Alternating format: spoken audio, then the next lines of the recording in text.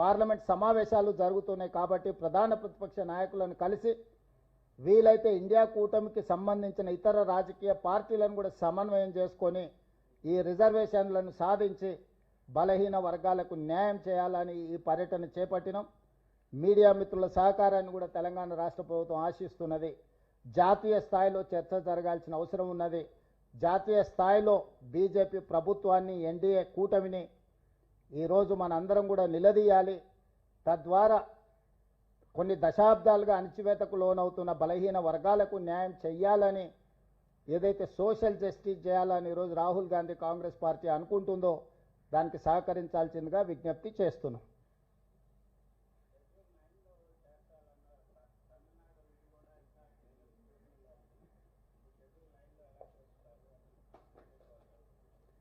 BJP వాళ్ళు వితండవాదం చేస్తున్నారు.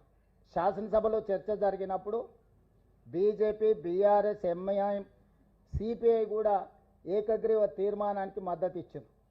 రాష్ట్ర బీజేపీ శాసనసభ్యులు ఒక పక్కన మద్దతు ఇస్తుంటే, కేంద్ర బీజేపీ తాత్సారం చేస్తుంటే, నూతనంగా నియామకం ద్వారా తెలంగాణ రాష్ట్ర అధ్యక్షుడిగా మారిన రామచంద్రరావు గారు, మీరు ఎలా చేస్తారు, మీరు హామీ ఇచ్చుకుంటే మీరే చేసుకోండి, లేకపోతే ముస్లింలను రిజర్వేషన్ల నుంచి తొలగించండి అని చెప్పి వితండవాదం చేస్తున్నాడు. ఇవాళ బీజేపీకి ఒక రాజ్యాంగం, కాంగ్రెస్ పార్టీకి ఇంకొక రాజ్యాంగం లేదు. డాక్టర్ బాబాసాహెబ్ అంబేద్కర్ గారు ఇచ్చిన రాజ్యాంగం దేశ ప్రజలందరికీ ఒక్కటే. ఆ రాజ్యాంగానికి లోబడే ఈరోజు రిజర్వేషన్లు పెంచాలి అని అంటున్నాం.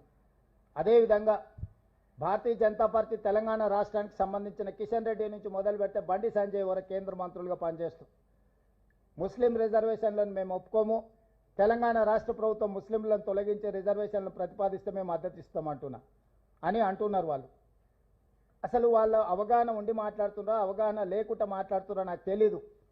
కానీ నేను సూటిగా కిషన్ రెడ్డి గారిని, బండి సంజయ్ గారిని నేను ప్రశ్నిస్తున్నా. నరేంద్ర మోడీ గారు జన్మించిన రాష్ట్రం గుజరాత్, నరేంద్ర మోడీ గారు ప్రాతినిధ్యం వహిస్తున్న రాష్ట్రం మహారాష్ట్ర. భారతీయ జనతా పార్టీకి మూలాలలో ఉన్న సిద్ధాంతకర్తలైన ఆర్ఎస్ఎస్ కేంద్ర కార్యాలయం మహారాష్ట్రలో ఉంది. ఈరోజు గుజరాత్లో, ఉత్తరప్రదేశ్లో, మహారాష్ట్రలో 40-50 సంవత్సరాల నుంచి ముస్లిం రిజర్వేషన్లు అమలు జరుగుతున్నాయి. నిజంగానే మీరు ముస్లిం రిజర్వేషన్లను తొలగించాలి అని అంటే, తొలగించే ధైర్యం, చిత్తశుద్ధి మీకుంటే గుజరాత్, నరేంద్ర మోడీ పుట్టిన రాష్ట్రంలో ముస్లిం రిజర్వేషన్లు తొలగించండి. ఈ దేశ ప్రధానమంత్రిగా, పార్లమెంట్ సభ్యుడిగా ప్రాతినిధ్యం వహిస్తున్న ఉత్తరప్రదేశ్లో మీరు ముస్లిం రిజర్వేషన్